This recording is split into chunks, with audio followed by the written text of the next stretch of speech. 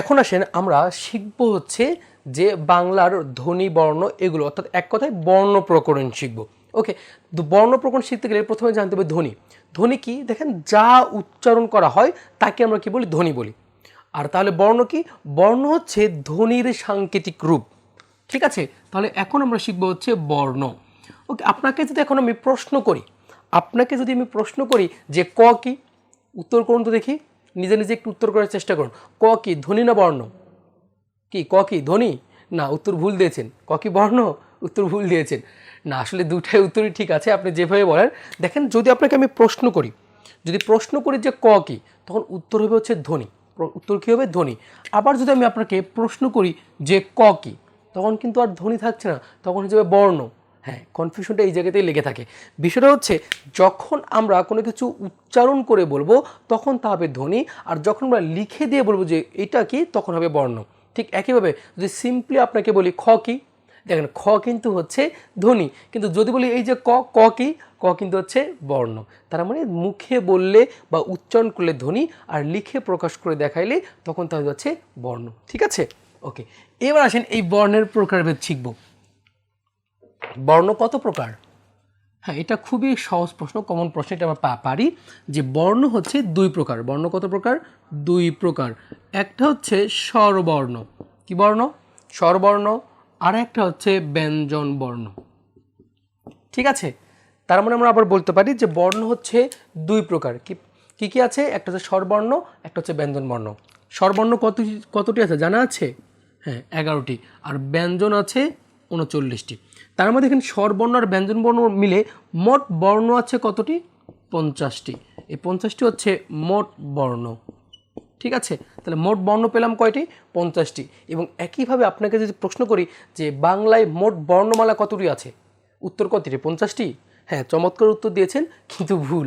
আসলে বাংলায় মোট বর্ণমালা 50টি না। এই প্রশ্নের উত্তর অনেকেই ভুল করে থাকেন। এটার উত্তর হবে যে বাংলায় মোট বর্ণমালা, যদি প্রশ্ন করা হয় যে মোট বর্ণমালা, যখনই আমরা কোনো লেখায় মোট লেখা দেখে থাকি তখনই মনে করি যে অবশ্যই একের অধিক হবে।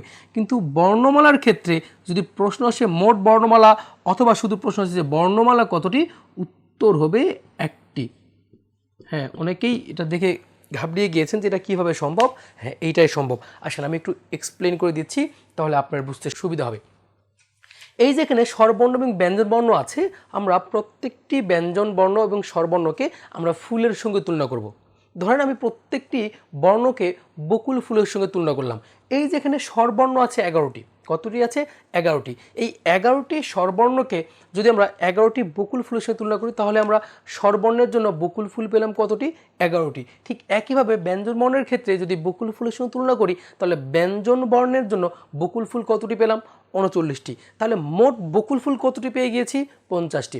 এখন দেখেন, আমি যদি আপনাকে 50টি বকুল ফুল দিয়ে বলি যে আপনি একটি মালা গাঁথুন, আপনি কি করবেন? একটা মালা গাঁথবেন। এই মালার মধ্যে ফুল থাকবে কয়টি? 50টি। কিন্তু মালা আছে কয়টা? একটা। এটা কিসের মালা? বকুল ফুলের মালা। তারপরে দেখেন, আপনি বকুল ফুলের মালা পেয়েছেন কয়টি? একটি। কিন্তু এই ফুলের মালার মধ্যে ফুল আছে কতটি? 50টি। ঠিক একইভাবে আপনি ওই ফুলগুলোকে বর্ণের সঙ্গে রিলেট করে দেখেন। আমি আপনাকে 50টি বর্ণ দিলাম, 50টি বর্ণ দিয়ে বললাম যে আপনি বর্ণের মালা গাঁথুন। তাহলে দেখেন, আপনি মালা গাঁথবেন কয়টি? একটি মালা গাঁথবেন। এই একটি বর্ণের মালার মধ্যে বর্ণ থাকবে কয়টি? মোট 50টি। তার মানে বোঝা যাচ্ছে যে মোট বলুক বা আর যাই বলুক না কেন, বর্ণমালা হচ্ছে একটি, কিন্তু বর্ণ আছে কতটি? 50টি। ঠিক আছে, ওকে। আশা করছি এইটার কনফিউশনও দূর হয়েছে। আমরা পরবর্তী স্টেপে যাব। আমরা এখন স্বরবর্ণ আর ব্যঞ্জন বর্ণ শিখব, কারণ এই বর্ণের থেকে অনেক কিছু শেখার আছে, আর এখান থেকে পরীক্ষায় প্রচুর প্রশ্ন আসে। আমরা প্রথমেই শিখব স্বরবর্ণ। আর আমরা জানি যে স্বরবর্ণ আছে 11টি। ঠিক আছে, আমি লিখছি, চাইলে আপনিও লিখতে পারেন, না লিখলেও চলবে। প্রথমটাকে বলি হচ্ছে অ, তারপরটা হচ্ছে আ, তারপর হচ্ছে রস্বই, তারপর হচ্ছে দীর্ঘই, রস্যৌ দীর্ঘ, এরপর হচ্ছে রি। ঠিক আছে, এরপর হচ্ছে এ, তারপর হচ্ছে ওই, তারপর হচ্ছে ও, তারপর হচ্ছে ও। তার মধ্যে দেখেন, এখানে আমরা স্বরবর্ণ পেয়েছি কয়টি? 11টি। আমরা এখান থেকে শিখবো হচ্ছে, প্রথমেই যা শিখবো তা হচ্ছে কার। কারের সংজ্ঞাটা সবার মোটামুটি জানা আছে যে কার কাকে বলে। কার হচ্ছে স্বরবর্ণের সংক্ষিপ্ত রূপকেই কার বলে। অর্থাৎ আমরা এই যে স্বরবর্ণগুলো আছে এই স্বরবর্ণগুলোকে আমরা কিন্তু সংক্ষিপ্ত আকারেও লিখতে পারি, ঠিক আছে। তার মানে স্বরবর্ণের সংক্ষিপ্ত রূপগুলোকে কি বলছি, কার বলছি। আর কার কতটি আছে,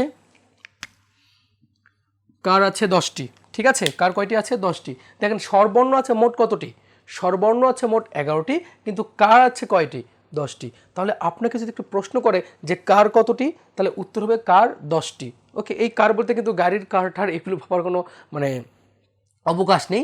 তাহলে দেখেন এখানে কার নেই, কার এখানে কার নেই, এই যে এখানে অ আছে এই অয়ের কিন্তু কোনো কার নেই।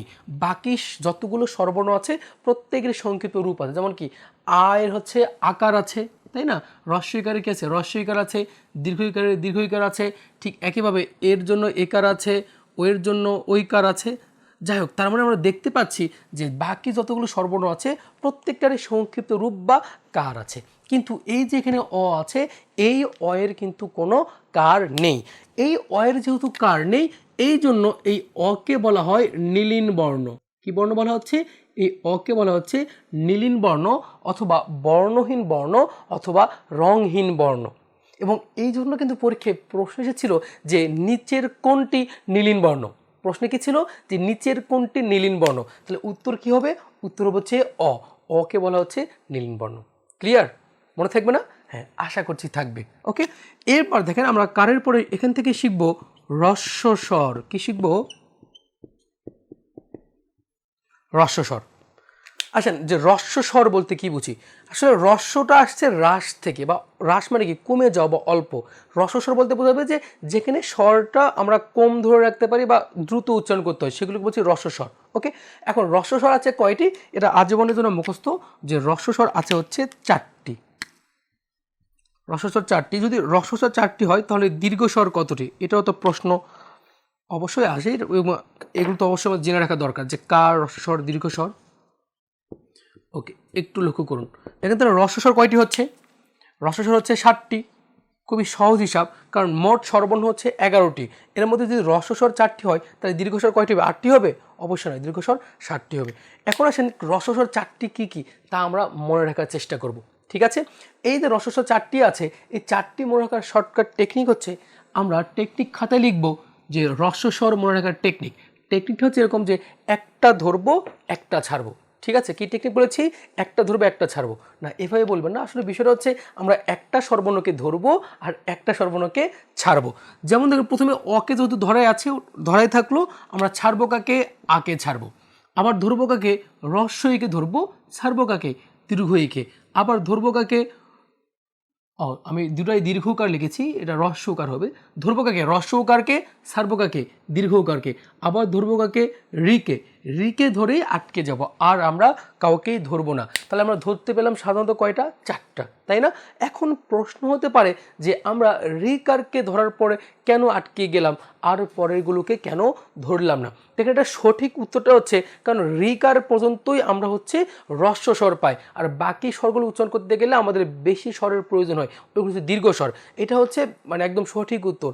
আর শর্টকাট টেকনিকে মনে রাখার জন্য হচ্ছে রিয়ের মাঝে একটু ঝামেলা আছে। অলরেডি একটা ঝামেলাকে ধরেছি, আবার কি একে ধরবো? সিম্পলি চিন্তা করে দেখেন, একটা রি মানে তো ঝামেলা, একটা ঝামেলাকে ধরছেন, আবার কি একে ধরা দরকার আছে? না, আমরা একে ধরবো না। এখন প্রশ্ন হতে পারে যে রিকারকে ধরার পরে কেন থেমে গেলাম, আর রিয়ের মধ্যে কি ঝামেলাটা আছে। দেখেন রিয়ের মধ্যে আসলে ঝামেলা নেই, ঝামেলাটা বাঁধে ফেলেন আমাদের নতুন নতুন ভাষা বিজ্ঞানীগুলো বা ব্যাকরণবিদগুলো। যাক, একজন বিখ্যাত মনীষী আছেন যার নাম হচ্ছে শ্রদ্ধেয় রবি ঠাকুর।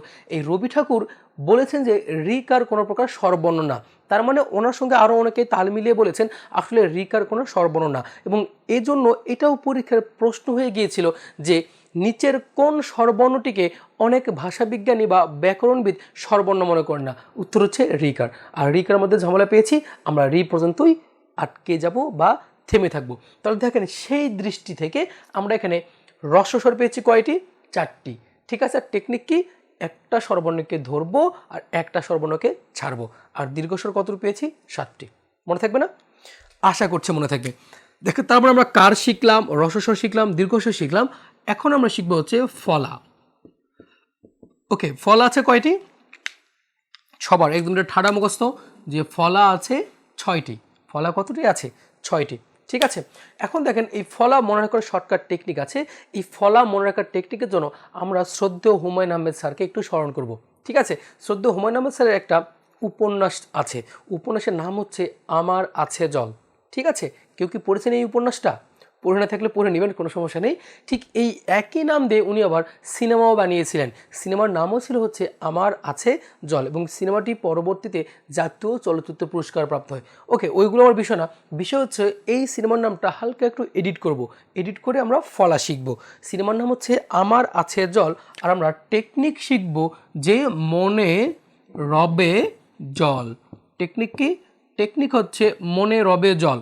আর জল বানানটা একটু দেখবেন, এখানে কিন্তু আমি বর্গীয় জ ব্যবহার করিনি, এখানে কোন জ ব্যবহার করেছি? অন্তস্থ জ। তার মধ্যে এখানে মতে হচ্ছে মফলা, নতে হচ্ছে নফলা, রথে হচ্ছে রফলা, বতে হচ্ছে বফলা, অন্তস্থ জতে হচ্ছে জফলা, আর লতে হচ্ছে লফলা। এই 6টি হচ্ছে ফলা, এর বাইরে আর কোনো ফলা নেই।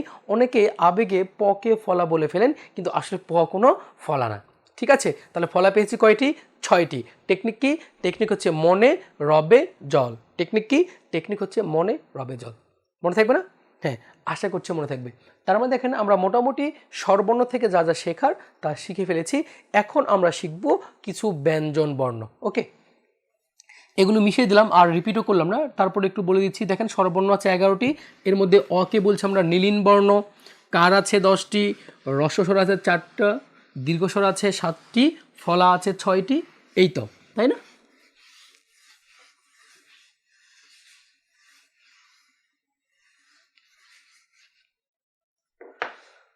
ওকে, এরপর আমরা পরবর্তী সেশনে যাই। পরবর্তীতে আমরা যা শিখব তা হচ্ছে আমরা এখন শিখব কিছু বর্গীয় বর্ণ, এবং এই বর্গীয় বর্ণ থেকে অনেক কিছু শেখার আছে, সেইগুলো শিখে ফেলবো।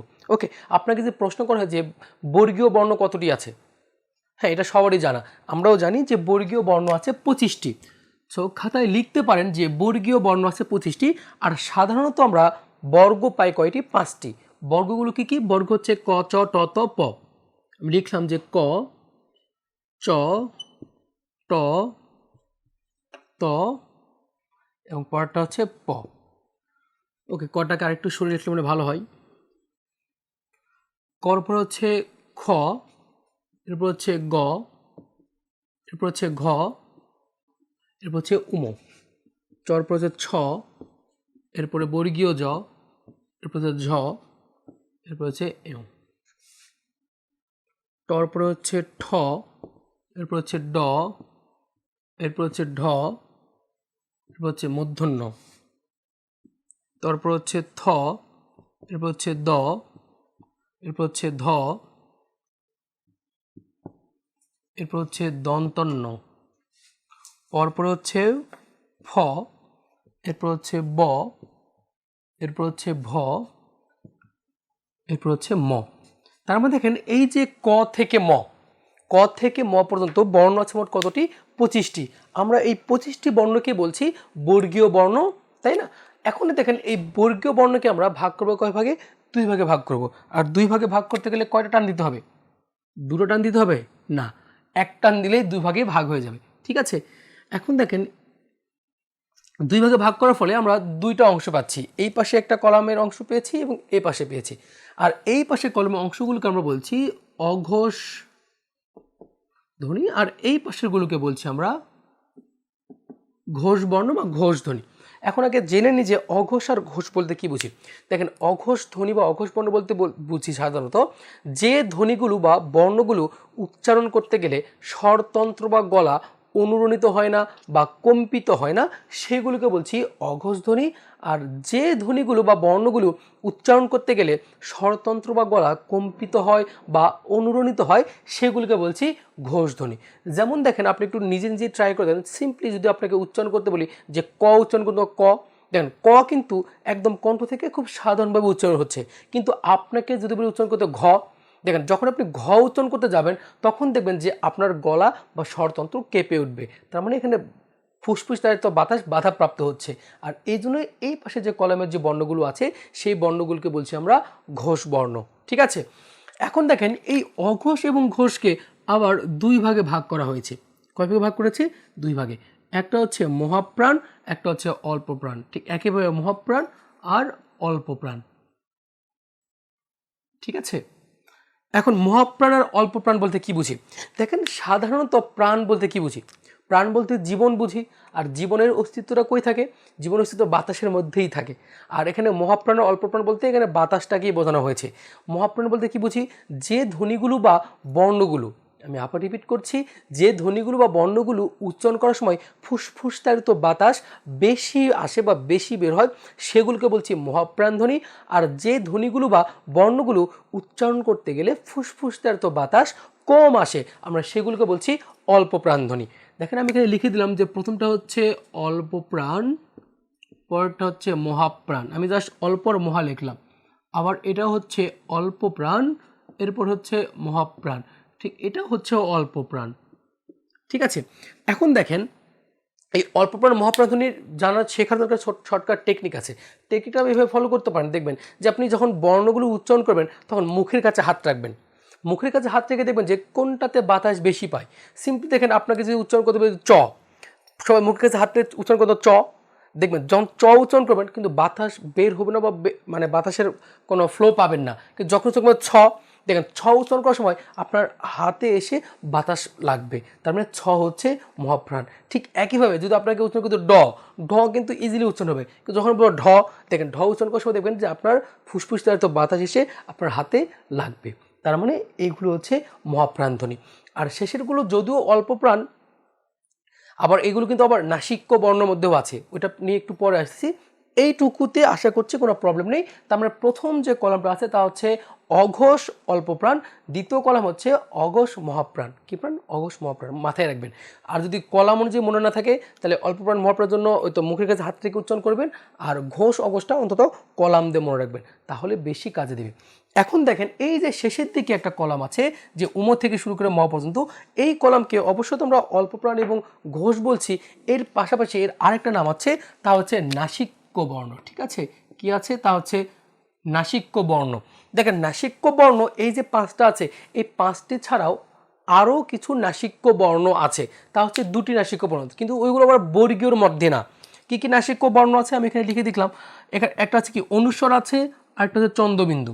কারণ কি দেখেন উমরিয়া একটা রূপ কিন্তু অনুস্বর, আর চন্দ্রবিন্দু উচ্চারণ করতে কিন্তু নাকের সাহায্য লাগবে।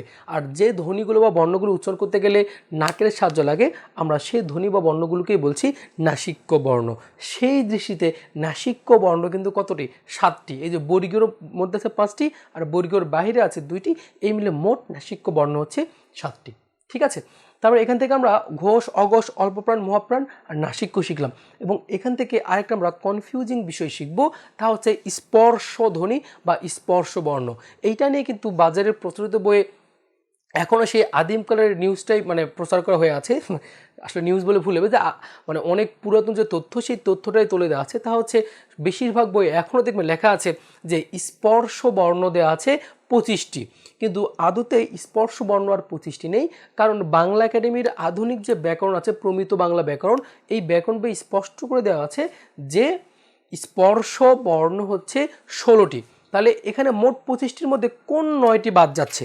দেখেন এই যে এখানে নাসিক্যর যে ঘরটা আছে, এই নাসিক্যর ঘরটা হচ্ছে বাদ, মানে পুরোটাই বাদ, নাসিক্য বাদ। আর এখানে আছে চ, ছ, জ, ঝ, এইটাকে বলা হচ্ছে ঘৃষ্ট ধ্বনি। কি বলা হচ্ছে? ঘৃষ্ট বর্ণ বা ঘৃষ্ট ধ্বনি।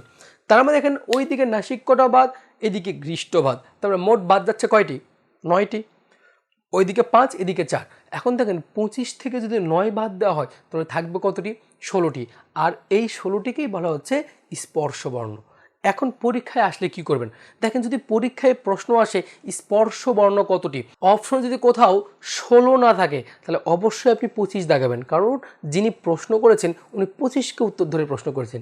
আর যদি অপশনে কোথাও 16 থাকে তার মানে নিশ্চিত জেনে রাখেন উনি জেনেছেন যে অবশ্যই স্পর্শ বর্ণ 16টি, এই জন্য আপনাকে 16টি দেখাতে হবে। আর যদি 16, 25 দুইটা থাকে তাহলে অবশ্যই 16টি হবে। ঠিক আছে, মাথায় রাখবেন। কারণ বাংলার জন্য শেষ আশ্রয়স্থলী হচ্ছে বাংলা একাডেমি। বাংলা একাডেমি আমাদের যে তথ্যগুলো দিবে সেগুলোই আমাদের মেনে নিতে হবে এবং ওইগুলোই সর্বজন স্বীকৃত, সর্বজন গৃহীত হিসেবে ধরে নিতে হবে। ঠিক আছে, তার মানে এই তো এখান থেকে আমরা ঘোষ, অঘোষ, অল্পপ্রাণ, মহাপ্রাণ শিখে ফেললাম। ওকে, আর এটা আমি এখন ইরেজ করে দিচ্ছি, আর আশা করছি এইটুকুর মধ্যে আপনাদের কোনো প্রবলেম নেই ইনশাল্লাহ।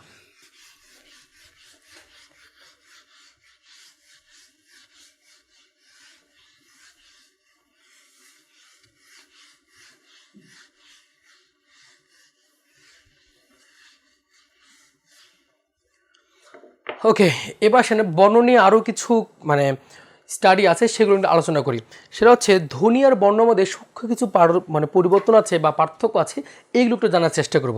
দেখেন প্রশ্ন আসে যে আমরা যেগুলো জানি, যেমন শীষ বর্ণ কতটি আছে, উষ্ম বর্ণ বা উষ্মধ্বনি কতটি আছে, তারল্য বর্ণ বা পার্শ্বিক ধ্বনি কী কী আছে, এগুলো আমাদের নিয়ে খুব বেশি প্রবলেম, এগুলো স্টাডি করলে আমরা পেরে যাই।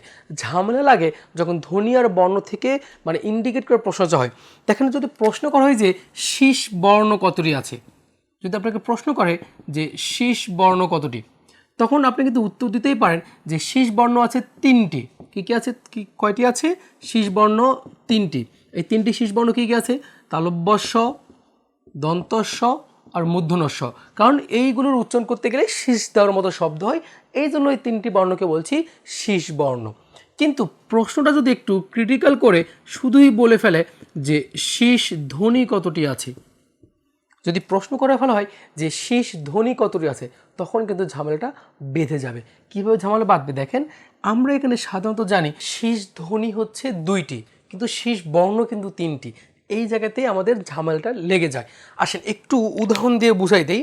যদি আমি লিখি, দুটো বর্ণ লিখলাম, একটা দন্তন্য আর একটা হচ্ছে মূর্ধন্য।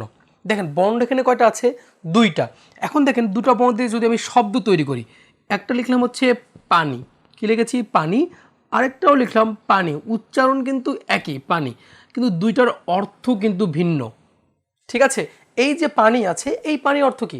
এই পানি মানে হচ্ছে খাবার পানি, যা খেয়ে আমরা বেঁচে থাকি। আর এখানে যে পানি আছে, এই পানির অর্থ কি? এই পানি মানে হচ্ছে হাত, এই যে আমাদের যে হাত আছে, হাত বোঝায়। তারপরে দেখেন দুটা শব্দেরই কিন্তু উচ্চারণ একই হয়ে গেছে, এবং এই যে দুটো ন আছে, এই দুটোর উচ্চারণও এক, কিন্তু এখানে বর্ণ পাচ্ছি কয়টি? দেখেন বর্ণ পাচ্ছি হচ্ছে 2টি, কিন্তু ধ্বনি কয়টা? একটা। ধ্বনি কি? ন। ঠিক একইভাবে দেখেন এই যে এখানে 3টা স আছে, 3টা স্বর মধ্যে এই যে এখানে তালব্য স এবং এই যে এখানে মূর্ধন্য স, তাহলে এই যে তালব্য স এবং মূর্ধন্য স আছে, 2টা স্বরের উচ্চারণ কিন্তু এক। তার মানে এই দুটো স্বর থেকে আমরা ধ্বনি পাচ্ছি কয়টি? একটি। এই জন্য যখন আমরা লিখবো শীষ ধ্বনি কয়টি, তখন কিন্তু 2টি হয়ে যাবে। এই দুটো স্বর থেকে একটা কমন, একটা হচ্ছে তালব্য স আর একটা কি আছে? দন্তস্ব। তার মানে দেখেন যে শীষ বর্ণ হয়ে যাচ্ছে 3টি, কিন্তু শীষ ধ্বনি কতটি? শীষ ধ্বনি হচ্ছে 2টি। ঠিক আছে, এরকম দেখেন আবার যদি আপনাকে একইভাবে প্রশ্ন করা হয়, এগুলো আসলে কিন্তু অনেকেই কনফিউজড হয়ে যাবে। ঠিক আছে, যদি প্রশ্ন করা হয় উষ্ম বর্ণ, এবার আপনারা নিজেরাই ট্রাই করেন যে উষ্ম বর্ণ আছে 4টি, টেকনিক হচ্ছে 301 খ। উষ্ম বর্ণ কয়টি? 4টি। কী কী আছে? 300 কী কী আছে? তালব্য স, দন্তস্ব, মূর্ধন্য ষ আর হচ্ছে হ। এই 4টা বর্ণকে আমরা বলছি উষ্ম বর্ণ। ঠিক এই জায়গাতে যদি আবার প্রশ্ন করে যে উষ্ম ধ্বনি কি আছে, উষ্ম ধ্বনি কয়টি, তখন দেখেন এই যে তালব্য স আর এই যে দন্তস্ব, দুইটা মিলে কিন্তু একটা হয়ে যাবে কমন স, তা হচ্ছে তালব্য স, এরপর আসবে দন্তস্ব, এরপর হচ্ছে হ। তার মানে উষ্ম ধ্বনি কতটি? উষ্ম ধ্বনি হচ্ছে 3টি। ঠিক একইভাবে শীষ ধ্বনি কয়টি? 2টি। এবার দেখেন আপনার জন্য একটা খুব চমৎকার প্রশ্ন, যা প্রশ্ন যদি আসে, এগুলো যদি চাকরি পরীক্ষায় আসে, তাহলে দেখবেন যে মোস্ট অফ দ্য স্টুডেন্টস এগুলো ভুল করে ফেলবে, কারণ তারা আজীবন হয়ে মুখস্থ করে আসে। দেখেন আপনাকে যদি ঠিক একইভাবে প্রশ্ন করা হয় যে ব্যঞ্জন ধ্বনি কতটি, যদি প্রশ্ন করা হয় ব্যঞ্জন ধ্বনি, অনেকেই কিন্তু ভুল করে এরা দাগিয়ে আসবে যে ব্যঞ্জন ধ্বনি তো 39টি, কিন্তু আসলে কিন্তু ব্যঞ্জন ধ্বনি 39টি না, ব্যঞ্জন বর্ণ হচ্ছে কতটি? 39টি। এইখান থেকে ওই তো আগে যে নিয়মটা দেখিয়ে দিলাম, ওইভাবে আমরা কমাইতে পারি 9টি, সেজন্য ব্যঞ্জন ধ্বনি হচ্ছে 30টি। খুবই ইম্পর্টেন্ট, মাথায় রাখবেন যে ব্যঞ্জন ধ্বনি হচ্ছে 30টি, কিন্তু ব্যঞ্জন বর্ণ হচ্ছে 40টি। ঠিক আছে, এবার সে কিছু মৌলিক বিষয়ে আলোচনা করি। তা হচ্ছে মৌলিক স্বরবর্ণ। যদি পরীক্ষায় প্রশ্ন আসে যে মৌলিক স্বরবর্ণ কতটি, পরীক্ষায় কিন্তু এগুলো প্রশ্ন আসে। তারপরে আবার প্রশ্ন আসে যে মৌলিক স্বরধ্বনি কতটি। ঠিক আছে, আবার প্রশ্ন আসে যে যৌগিক স্বরবর্ণ কতটি। যৌগিক স্বরবর্ণ কতটি?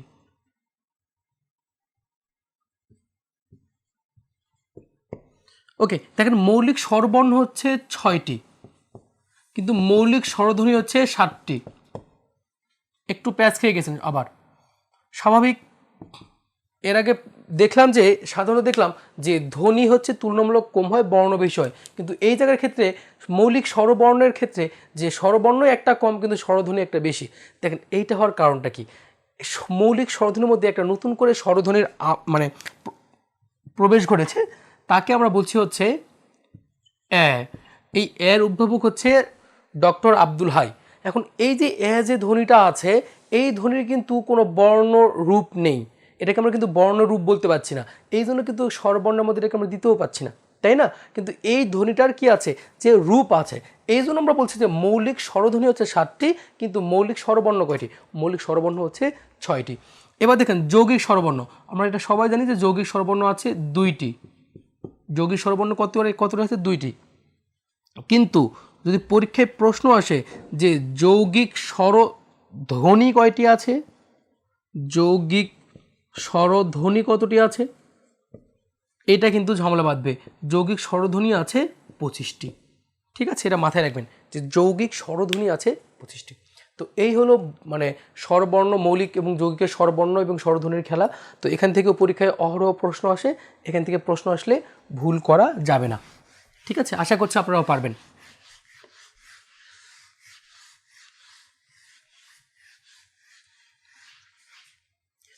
ওকে, এখন আমরা শিখবো যে মাত্রা নিয়ে, যে আমরা কোন বর্ণে কতটি মাত্রা আছে, মাত্রাটাও টেকনিক্যালি শেখা যায় এবং আমরা এই মাত্রা টেকনিক্যালি শেখারই ট্রাই করব। ঠিক আছে, খাতায় ঝটপট লিখে ফেলেন যে মাত্রা শেখার নিনজা টেকনিক। ঠিক আছে, কি শিখবেন?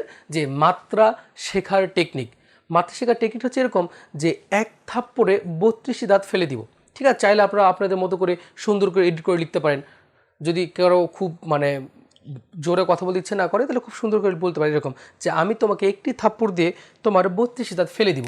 এভাবেও লিখতে পারেন, আপনারা যেভাবে ইচ্ছা সেভাবে লিখে রাখেন, কিন্তু লিখবেন এভাবে, মানে বেসিক থিমটা এরকমই থাকবে যে এক থাপ্পড়ে 32টি দাঁত ফালাই দেব। এরপরে দেখেন আমি একটা ছক আঁকাচ্ছি, এই ছকটার দিকে মনোযোগ রাখবেন। ছকটাকে আঁকা দেখেন, যদিও আমার মানে লাইনগুলো খুব আঁকা বাঁকা হচ্ছে, আশা করছি আপনাদের লাইনগুলো আঁকা বাঁকা হবে না, সোজা থাকবে। এবং আমরা 4টা ছক আঁকাবো। ঠিক আছে, একটু ভালো করে দেখবেন যে আমি ছকটা আঁকাচ্ছি কীভাবে, কারণ আমি যেভাবে আঁকাচ্ছি ঠিক আপনাকেও এইভাবে আঁকাইতে হবে, তাহলে বেশি ভালোভাবে মনে থাকবে। আমি প্রথমেই এই ঘরটাতে লিখলাম মাত্রা, এরপর লিখলাম এখানে স্বরবর্ণ। স্বরবর্ণ হচ্ছে কতটি? 11টি। এরপরে এখানে লিখলাম যে ব্যঞ্জন বর্ণ। ব্যঞ্জন বর্ণ কতটি আছে? 39টি। তাহলে এখানে মোট বর্ণ আছে কয়টি? মোট বর্ণ আছে 50টি। ঠিক আছে, মাত্রা পরে প্রথমে যে ঘরটা আছে এই ঘরটার নাম দিলাম যে পূর্ণমাত্রা। ঠিক আছে, এই যে ঘরটা আছে এর নাম দিলাম অর্ধমাত্রার ঘর, আর সবার শেষের যে ঘরটা আছে এটাকে নাম দিলাম যে মাত্রাহীন। ঠিক আছে, একটু দেখবেন যে এইভাবে ঘর আঁকাবেন, যে প্রথমে কি আঁকিয়েছি? মাত্রা আঁকিয়েছি, তার নিচে কি লিখেছি? স্বরবর্ণ 11টি, তার নিচে কি লিখেছি? ব্যঞ্জনবর্ণ 39টি, মোট কতটি? 50টি। আর এদিকে ঘর কি? প্রথমে পূর্ণমাত্রা, তারপরে কি আছে? অর্ধমাত্রা, এবং সবার শেষে কি আছে? মাত্রাহীন। ওকে, এবার দেখেন টেকনিকটা কী ছিল? টেকনিক ছিল যে এক থাপ্পড়ে 32টি দাঁত ফেলে দিব। টেকনিক কী ছিল? এক থাপ্পড়ে 32টি দাঁত ফেলে দিব। তার মানে দেখেন আমরা সাধারণত দাঁতগুলোকে বর্ণের সঙ্গে তুলনা করছি। কি করছি? দাঁতগুলোকে বর্ণের সঙ্গে তুলনা করছি। এখন টেকনিক করে যদি সলভ করি, এখন টেকনিকে যেহেতু বলেছিল যে এক থাপ্পড়ে 32টি দাঁত ফেলে দিব, তার মানে দেখেন এই যে 32টি দাঁতের কথা আসছে, এখন 32টি দাঁত কার থাকে? একজন পূর্ণবয়স্ক ব্যক্তির তো মোট দাঁত থেকে কতটি? 32টি। এই জন্য দেখেন আমরা এখানে লিখব যে পূর্ণমাত্রার মোট বর্ণ আছে কতটি? 32টি। ঠিক আছে, আমি আরেকবার রিলেট করে দিচ্ছি। টেকনিক কী ছিল? টেকনিক ছিল যে এক থাপ্পড়ে 32টি দাঁত ফেলে দিব। এখন দেখেন এই যে 32টি দাঁত ফেলাবেন, 32টি দাঁত কার থাকে? একজন বাচ্চার 32টি দাঁত থাকে না পূর্ণবয়স্ক ব্যক্তির 32টি দাঁত থাকে? তার মানে আমরা জানি যে একজন পূর্ণবয়স্ক ব্যক্তির মোট দাঁত থাকে 32টি, এই জন্য পূর্ণমাত্রার মোট বর্ণ কতটি? 32টি। ওকে, এর মধ্যে পূর্ণমাত্রা পরে ঘরটা কি আছে অর্ধেক, তাহলে 32-এর অর্ধেক করি কত হয়ে যাচ্ছে 16 হয়ে যাচ্ছে। আর যেহেতু উদাহরণটা দিচ্ছে দাঁতের সঙ্গে দাঁত থাকে কয় পাটিতে 2 পাটিতে, তাহলে এখানেও একবার অর্ধেক করতে হবে, তাহলে আরেকবার অর্ধেক করলে কত হচ্ছে 8টি, কয়টি হয়ে যাচ্ছে 8টি। জাস্ট এগুলো মনে রাখার সুবাদে বা টেকনিকটাকে সাজানোর জন্য এভাবে বলা হচ্ছে, আপনি চাইলে অন্যভাবে মনে রাখতে পারেন। ঠিক আছে, তাহলে আমি আরেকবার রিপিট করে দিচ্ছি। দেখেন পূর্ণমাত্রার বর্ণ আছে কয়টা 32টি, তারপরে ঘরটা কি অর্ধেক, তাহলে 32 অর্ধেক করে কত হবে 16, যেহেতু দাঁত থাকে 2 পাটিতে, তাহলে এখানে আমি আরেকবার অর্ধেক করব, তাহলে এখানে আলটিমেট পেয়ে যাচ্ছে কতটি 8টি। ঠিক আছে, এখন দেখেন মোট বর্ণ আছে কতটি 50টি, কিন্তু আমরা পেয়ে গেছি কয়টি 32 8 কত হয় 40টি পেয়ে গেছি, বাকি থেকে কয়টি 10টি। এই 10টি আসবে কোথায় মাত্রাহীনের ঘরে, তার মানে মাত্রাহীন মোট বর্ণ আছে কতটি 10টি। নিচের ছকটি তৈরি করতে পারলে বাকিগুলো অটোমেটিক হয়ে যাবে। ওকে, শুধু দুটা জিনিস মুখস্থ রাখবেন, তা হচ্ছে স্বরবর্ণের অর্ধমাত্রা থাকে একটি, তা হচ্ছে রি। স্বরবর্ণের অর্ধমাত্রা কয়টি একটি, আর মাত্রাহীন স্বরবর্ণ হচ্ছে 4টি, কি কি এ ওই ও ও, এগুলো মনে থাকে এই কয়েকটা। যে মাত্রাহীন স্বরবর্ণ কতটি থাকে 4টি, কি কি এ ওই ও ও। তার মানে এখন দেখেন অটোমেটিক সব হয়ে যাবে। আপনি স্বরবর্ণ পেয়েছেন, মাত্রাহীন স্বরবর্ণ পেয়েছেন 4টি, আর মাত্রাহীন মোট বর্ণ আছে কয়টি 10টি, তার মানে লাগবে কত 6। তার মানে দেখেন যে মাত্রাহীন ব্যঞ্জনবর্ণ আছে কয়টি 6টি। আবার দেখেন অর্ধমাত্রার মোট বর্ণ কয়টি 8টি, তার মধ্যে স্বরবর্ণের অর্ধমাত্রা আছে কয়টিতে 1টিতে, তাহলে বাকি লাগবে কয়টি 7টি, তার মানে ব্যঞ্জন বর্ণের অর্ধমাত্রা আছে 7টি। ঠিক একইভাবে দেখেন 1 আর 4 কত হয় 5, মোট স্বরবর্ণ আছে 11টি, আপনি পেয়ে গেছেন 5টি, তাহলে এখানে লাগবে কয়টা 6টা। আবার দেখেন এখানে মোট পূর্ণমাত্রা বর্ণ আছে কতটি 32টি, তার মধ্যে স্বরবর্ণ পূর্ণমাত্রা পেয়েছেন কয়টি 6টি, লাগবে কতটি 26টি। তার মধ্যে কত সহজে ইজিলি পুরো ছকটা হয়ে গেল। আর এখান থেকে যে কোনো প্রশ্ন আসলে আপনি উত্তর করতে পারবেন। আর যদি কঠিন প্রশ্ন করে এভাবে আসে যে ব্যঞ্জন বর্ণের অর্ধমাত্রা কয়টি, দেখেন ব্যঞ্জন বর্ণের অর্ধমাত্রা 7টি, তো এটা অনেকেই ভুল করে 8টি 6টি বানিয়ে ফেলেন। ঠিক আছে, তাহলে আমি এটা আরেকবার ভিজুয়ালাইজ করে দিচ্ছি। এটার কাজ হচ্ছে আপনি খাতায় মিনিমাম 4 থেকে 5 বার লিখবেন, আর আমার মতো করে রিলেট করার চেষ্টা করবেন, দেখবেন যে এটা আপনার মাথার মধ্যে একদম গেঁথে আছে। ঠিক আছে, ওকে, আরেকবার দেখেন আমাদের মাত্রা টেকনিক কী ছিল। মাত্রার টেকনিক হচ্ছে এক থাপ্পড়ে 32টি দাঁত ফেলে দিব।